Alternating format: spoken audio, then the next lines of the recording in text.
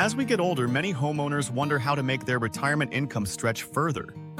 A retirement mortgage, also called a reverse mortgage, may be the answer. How it works.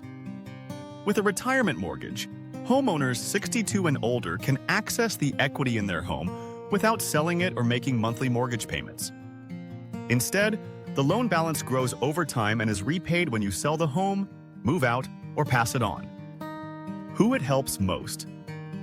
This can be a good option for seniors who have built up a lot of equity in their home, but now live on limited income. It allows them to use the value they've earned in their home to cover everyday expenses, medical costs, or simply live more comfortably. Flexibility.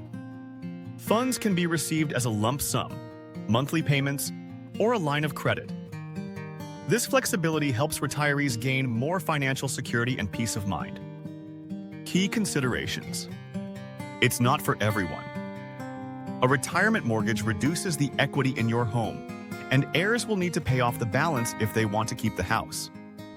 That's why it's important to review all the details with a trusted mortgage lender who truly understands the retirement mortgage program. A retirement mortgage can be a smart tool for seniors with equity but limited income, helping them enjoy retirement with more financial stability.